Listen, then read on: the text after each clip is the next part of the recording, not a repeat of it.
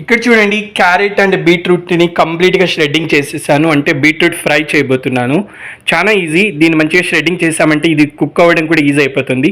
దీనికంటే ముందు ఆ పోపుకి వేసుకోవాలి గ్రీన్ మిర్చి, ఆనియన్స్, కర్రీ లీవ్స్ అండ్ దానికంటే ముందుగా అనమాట ఆ పోపు వేసిన తర్వాత అందులో పోపు కొంచెం బాయిల్డ్ అయిన తర్వాత ఇవి ఆనియన్ అండ్ గ్రీన్ మిర్చి వేయాలి. దాన్ని మంచిగా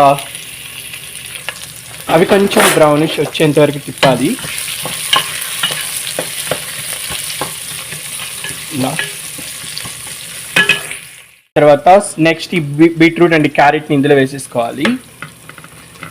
మొత్తం ఇలా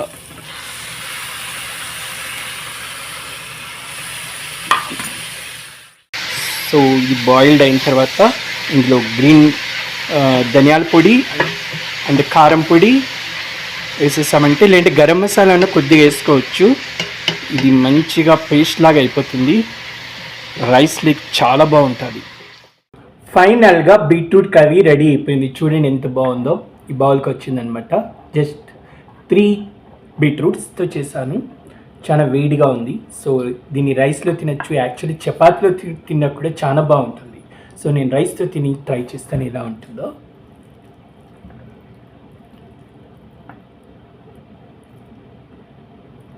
చాలా ఎమ్మీగా ఉంది చూడడానికి. వావ్, చాలా వేడిగా కూడా ఉంది. ఎర్రగా రెడ్ బీట్రూట్ అంటేనే రెడ్ కదా.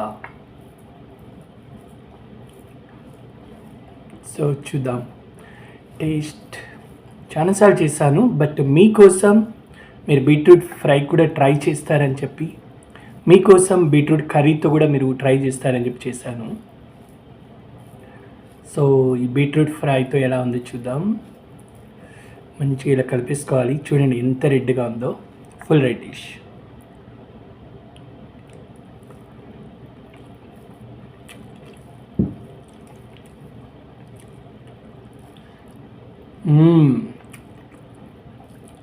చాలా బాగుంది. మీరు కూడా ట్రై చేయండి. బీట్రూట్ని ఇట్లా తురిమేశారంటే, అంటే షెడ్డింగ్ చేస్తే కర్రీ ఈజీగా అయిపోతుంది, తక్కువ టైంలో కూడా అవుతుంది. లేదంటే ఇది బాయిల్డ్ అవ్వడానికి, ఎందుకంటే హార్డ్గా ఉంటుంది కదా, అందుకని చెప్పి.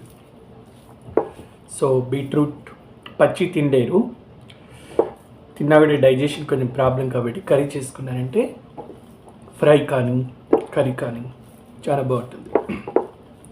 దీంతో హల్వా కూడా చేయొచ్చు. బీట్రూట్ అండ్ క్యారెట్ వేసి గాజర్ హల్వా అంటారు కదా, అలా కూడా ట్రై చేయొచ్చు.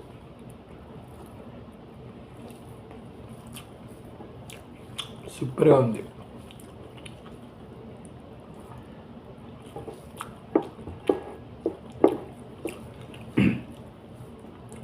మరి మీకోసం బీట్రూట్ ఫ్రై చేసి చూపించాను కదా, మరి నా కోసం మీరేం చేయాలో తెలుసా?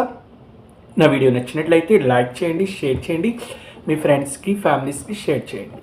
Thank you guys, love you all.